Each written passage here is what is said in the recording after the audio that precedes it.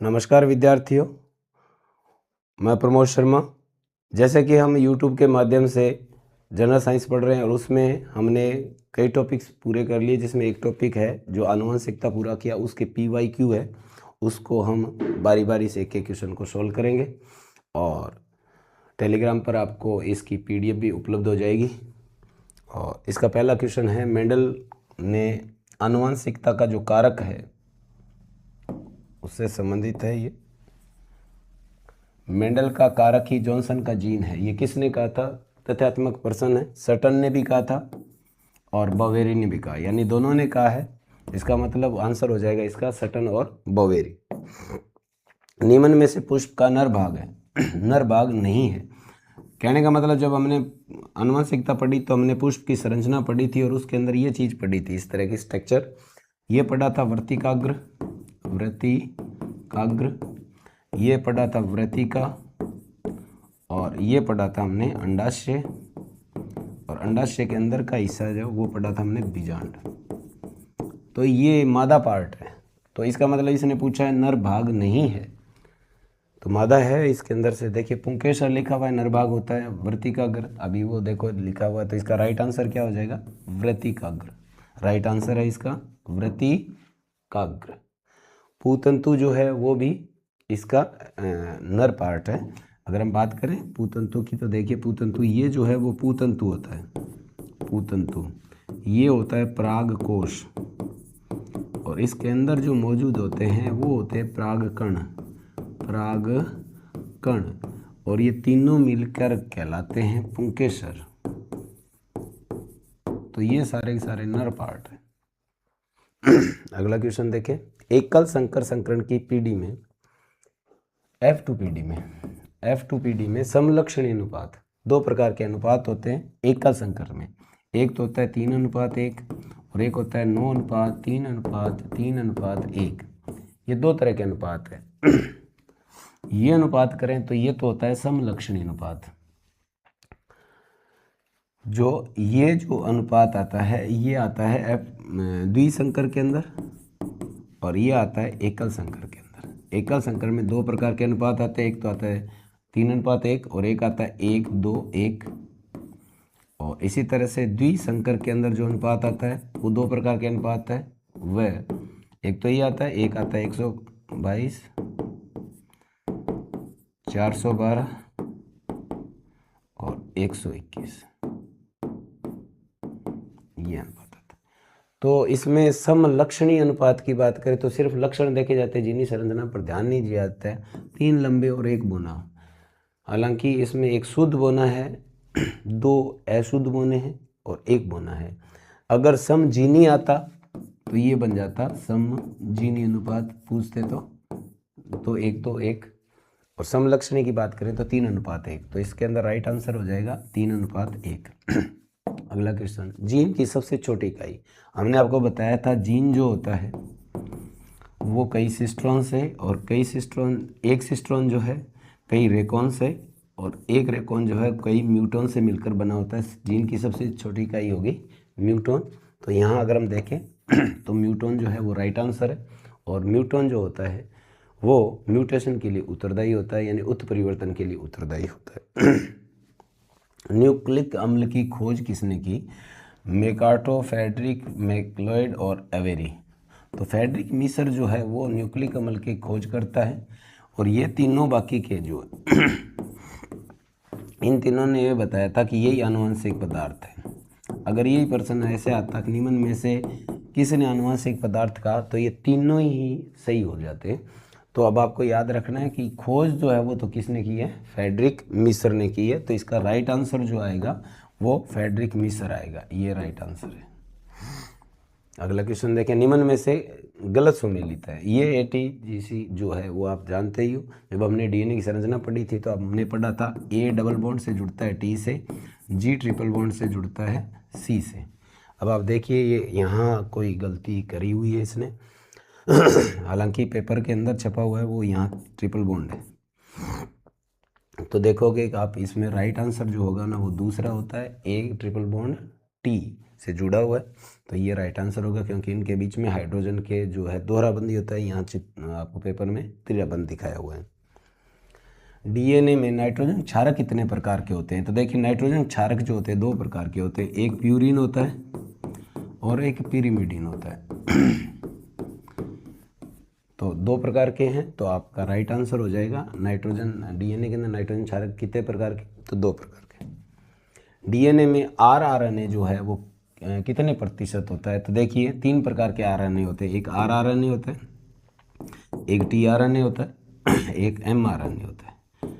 Messenger RNA, transfer RNA और ribosomal RNA. RRNA जो होता है वो लगभग 80% के आसपास होता है, ये 10 से 15% होता है, ये 5 से 10% होता है। आपसे पूछा हुआ है आरआरएनए, आरआरएनए की बात करें तो ये राइट आंसर हो जाएगा इसका 80%। प्रोटीन संश्लेषण है तो आवश्यक एमिनो अम्लों का संश्लेषण कौन करता है? तो इसका कार्य जो है वो टीआरएनए का है, तो आपको याद रखना है टीआरएनए। और एमआरएनए जो है न्यूक्लियोटाइडों से प्राप्त संकेतों के आधार पर प्रोटीन संश्लेषण करता है, वो एमआरएनए। तो टीआरएनए जो है उसका राइट आंसर हो जाएगा। ये फैक्ट है, सीधे सीधे आपको ज़्यादा इसमें माथा नहीं घुमाना है। अगर आपने प्रॉपर याद किया तो कोई दिक्कत नहीं आएगी। न्यूक्लियोसाइड में शामिल नहीं है। न्यूक्लियोसाइड जो होता है उसके अंदर न्यूक्लियोसाइड के अंदर क्या शामिल नहीं है?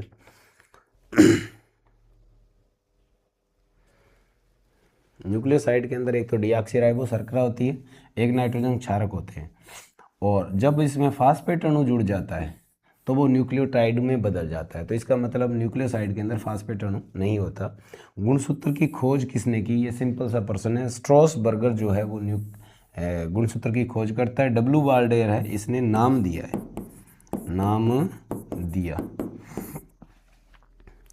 सटन और बोवेरियर ने कहा जीन ही कारक है। फ्रेडरिक मिसर जो है न्यूक्लिक अम्ल की खोज करता है। वही नाम मिलेंगे जो आप आनुवंशिकता से जुड़े हुए हैं। तो आपका राइट आंसर आपको पता ही चल गया होगा, इसका स्ट्रॉसबर्गर होगा। वह स्थान जहाँ दोनों अर्ध गुणसूत्र आपस में जुड़े होते हैं, जैसे गुणसूत्र की जब हमने संरचना पढ़ी थी तो हमने देखा था कि गुणसूत्र यहाँ से जुड़ा हुआ है, और ये जो चीज़ होती है ये कहलाती है प्राथमिक संकीर्णन। तो इसका राइट आंसर हो जाएगा प्राथमिक संकीर्ण, जिसे सेंट्रोमियर भी बोलते हैं। यहाँ अगर नाम आता है सेंट्रोमियर या नाम आ जाए गुणसूत्र बिंदु, तो यही राइट आंसर होगा। इसी तरह जीन व जेनेटिक शब्द सर्वप्रथम किसने दिए? जीन शब्द जॉनसन ने दिया हुआ है। जेनेटिक शब्द जो है वो बैटसन का दिया हुआ है। तो ये क्रम से है, थोड़ा सा जल्दबाजी नहीं दिखाओगे इस प्रश्न के अंदर, ये वह लिख दिया मैंने। तो आप याद रखोगे जीन दिया हुआ है जॉनसन का और जेनेटिक्स दिया हुआ है बैटसन का। तो इसका मतलब इसका राइट आंसर हो जाएगा डी। जल्दबाजी में उत्तर मत गलत कर देना। तो इसका आंसर है डी। लक्षण को नियंत्रित करने वाले इकाई, जितने भी लक्षण होते हैं उसको कंट्रोल करने वाली इकाई जो होती है वो कौन होते हैं? जीन होते हैं। यही तो गा के मेंडल ने पूरे जीवन में यही गाया है, कारक कारक कह के गया। मेंडल ने क्या कहा था? कारक, और जॉनसन ने कहा है जीन। जीव के अगुणित गुणसूत्रों के सेट या जीनों को क्या कहा जाता है? तो उनको जीनोम बोला जाता है। ये सीधा शब्दावली के अंदर से पिक किया हुआ क्वेश्चन है।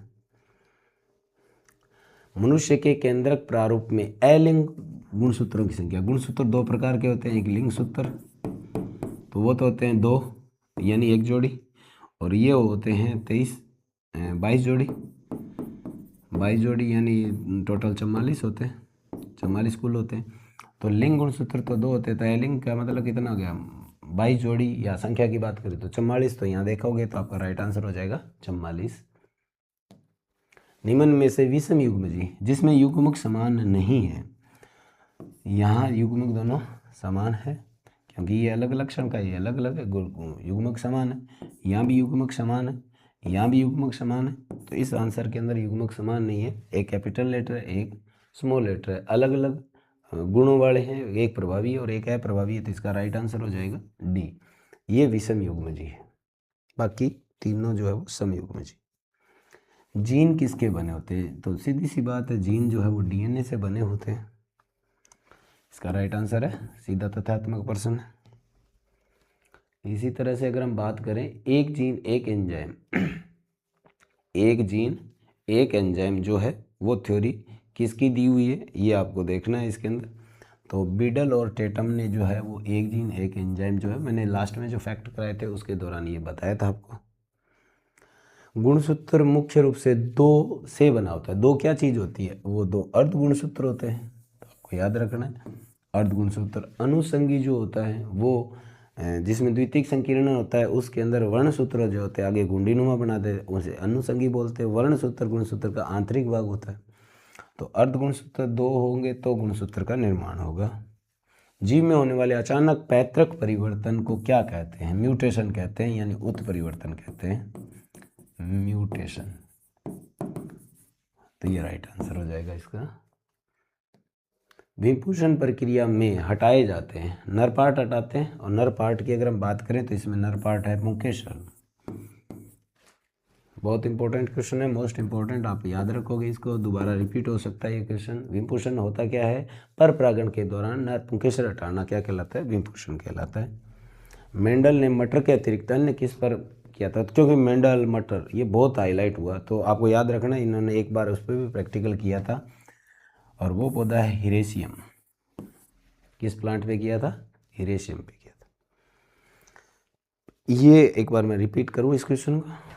बाई चांस ऐसे क्वेश्चन जो पहली बार आए, आपको कहीं पता नहीं चला, उन क्वेश्चनों को छोड़ना होता है, ये आपके सिलेक्शन रोकेंगे नहीं। तो अगर आपने पढ़ रखा है, जैसे अब आपने पढ़ लिया इसको कि उत्तर ये है, जब तो कर देना याद रहे, और नहीं तो ऐसे बाई चांस और को भी कोई आता है तो उसको छोड़ना होता है।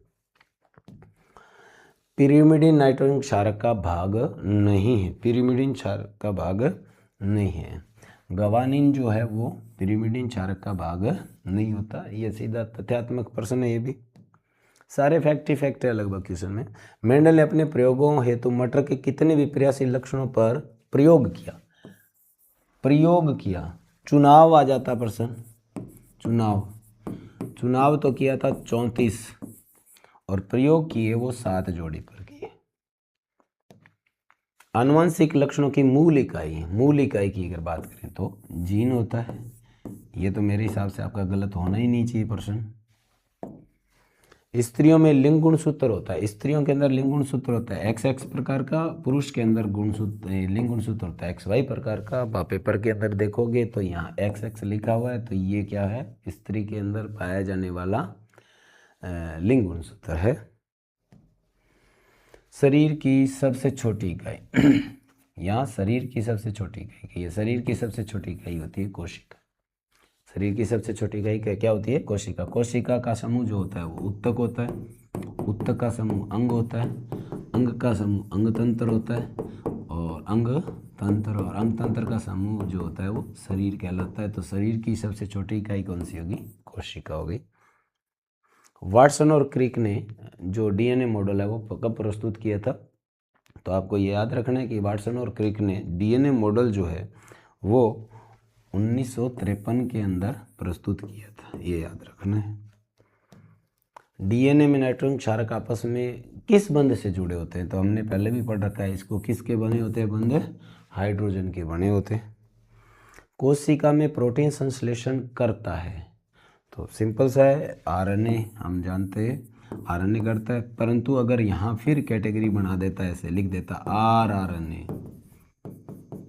mRNA और tRNA, ऐसे भी आ जाता, तो क्या करते? ऐसा प्रश्न आने पर आपका राइट आंसर होता mRNA। समझ गए? अगर सीधा RNA के टाइप्स दे देता तो ये होता। डाउन सिंड्रोम का कारण कौन सा गुणसूत्र है? ये वैसे आनुवंशिक रोग का है, परंतु मेंडल के अंदर मैंने आपको इसमें लिखाया भी था, ये 21वें गुणसूत्र की पुनरावृत्ति के कारण से होने वाला आनुवंशिक रोग है। किस रोग में क्रोमोसोम यानी गुणसूत्रों की संख्या क्या हो जाती है? टोटल संख्या जो है 46 की बजाय क्या होती है? 45 होती है। तो वो कौन सा रोग उत्पन्न करता है? तो आपको याद रखना है, गुणसूत्र ने टर्न मार लिया यानी वापस घूम गया, तो इसका मतलब टर्नर सिंड्रोम होता है। तो इसका राइट आंसर होगा टर्नर सिंड्रोम। टर्नर सिंड्रोम जो है वो होता है। F1 द्विसंकर के स्वपरागण से संतति में कितने प्रकार के जीनोटाइप बनते हैं? ये बहुत ही शानदार सोचने वाला सा क्वेश्चन है, तो मैं उम्मीद करता हूँ कि ये क्वेश्चन आपको समझ में आना चाहिए। जीनोटाइप, जीनी संरचना के हिसाब से, किसके हिसाब से? जीनी संरचना, जीनी संरचना के हिसाब से आपको पूछा है। F1 द्विसंकर, ये F1 है ना, गलत लिखा हुआ है। द्विसंकर संकरण संतति F2 संतति, F2 लिखा हुआ है, ये पेपर के अंदर छपा हो, यहाँ छपने में मिस्टेक है। F2 संतति में कितने प्रकार के जीनोटाइप होते हैं? तो ये 1 प्रकार, 2 प्रकार, 3 प्रकार, 4 प्रकार, 5 प्रकार, 6 प्रकार, 7 प्रकार, 8 प्रकार और 9वां प्रकार, ऐसे करके अनुपात निकालते हैं। अभी हमने लिखा था 122, 412, 121, तो ये कितने हैं? टोटल 9 है। आप याद रखोगे कितने हैं? 9। बहुत ही शानदार सा प्रश्न आया हुआ है। पिता का रक्त समूह ए बी है और माता का क्या है? ओ है। पिता का ए बी, माता का ओ। अब आप देखिए, ए बी अगर ब्लड समूह हो तो इसके अंदर जीनोटाइप होगी आई ए और आई बी। इसी तरह से इसमें होगा I0, I0। इसका अगर संयोजन दिखाएं, इसका संयोजन हो तो IA I0 हो जाएगा। इसका संयोजन होगा तो IA I0। इसका और इसका संयोजन होगा तो IB और I0। और इसका संयोजन होगा तो IB और I0। यानी रक्त समूह ए हो सकता है, रक्त समूह इसमें भी ए की संभावना है, इसमें बी की संभावना है और इसमें भी बी की संभावना। प्रश्न देख लेते हैं। पिता का रक्त समूह ए बी और माता का ओ है, तो बच्चे का रक्त समूह की संभावना होगी तो या तो ए का होगा या बी का होगा। अब इसके अंदर थोड़ा सा इसमें टाइपिंग में मिस्टेक है, तो हम थोड़ा सा इसको सही कर लेते हैं पेपर के अकॉर्डिंग। ये प्रश्न संख्या 35 है। 35 के अंदर लिखा हुआ है ए या बी, ए या बी। दूसरे के अंदर लिखा हुआ है 35 नंबर की अगर बात करें, देखना पड़ेगा 35 के अंदर जो है वो केवल ए। और उसमें 35 के अंदर दूसरा जो है वो लिखा हुआ है बी और ओ, बी और ओ। और लास्ट के अंदर जो लिखा हुआ है, लास्ट जो था शायद उसमें लिखा है केवल बी। ये प्रश्न है। तो अब आप देखिए, यहाँ ए और बी है तो ए या बी, ये संभावना रहेगी केवल बी। ये गलत है, बी और ओ गलत है, केवल बी गलत है, तो राइट आंसर हो जाएगा ये। सामने मैंने सोल्व कर रखा है। संकर सत्ती गुणों में जनकों से श्रेष्ठ होती है, ये गुण जो है वो क्या कहलाता है? शब्दावली के अंदर से है संकर ओज कहलाता है। क्या कहलाता है? संकर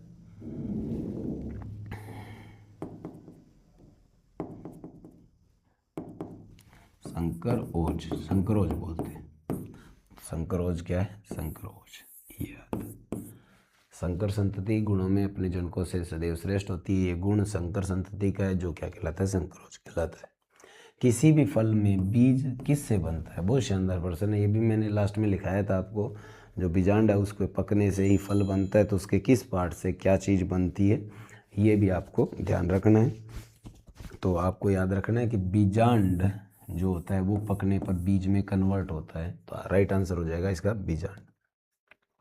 न्यूक्लियोटाइड कितने प्रकार के होते हैं? जितने प्रकार के नाइट्रोजन क्षारकों के जो अंदर के हिस्से हैं, जैसे एडेनिन है, थाइमिन है, साइटोसिन है, गवानिन है, तो उनके चारों के नाम के आधार पर ही ये न्यूक्लियोटाइड बनेंगे। तो कितने प्रकार के? तो 4 प्रकार के बनेंगे। प्रायोगिक आनुवंशिकी का जनक, 3 प्रकार के बताए मैंने आनुवंशिकी का जनक। आनुवंशिकी का जनक मेंडल। आनुवंशिकी सीधा पूछता है जनक कौन, तो मेंडल आ जाता है। आधुनिक आनुवंशिकी का जनक तो आ जाता बेटसन। आधुनिक पूछ लेते थे, आधुनिक अगर पूछते ना, आधुनिक आनुवंशिकी का जनक तो बेटसन आता। मॉर्गन ने ड्रोसोफिला पर प्रयोग किया था, फल मक्खी होती है उस पर। और प्रायोगिक आनुवंशिकता के जनक जो है वो मॉर्गन कहलाता है। निम्न में से कौन सा परीक्षण सत्य परीक्षण कहता है? True cross.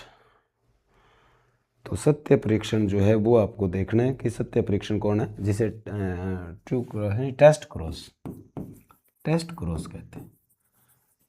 टेस्ट क्रॉस कौन सा होता है, तो आपको देखना है इसके अंदर। तो टेस्ट क्रॉस की अगर बात करें तो जो संकर संतति होती है उनका अप्रभावी जनकों के साथ में जब क्रॉस करवाया जाता है तो वो कहलाता है अपने टेस्ट क्रॉस। और उसके अंदर आपको देखना है कि भी कौन सा जो होगा वो सही माना जाता है टेस्ट क्रॉस के अंदर।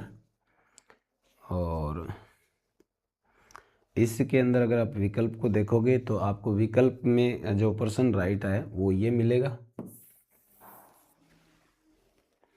और इसके अंदर है ना, ये यहाँ थोड़ी सी मिस्टेक करी हुई है, ये तो होगी संकर संतति और इसका क्रॉस किससे करवाएंगे, दोनों स्मॉल टी से कराएंगे। तो राइट आंसर जो होगा वो ये होगा।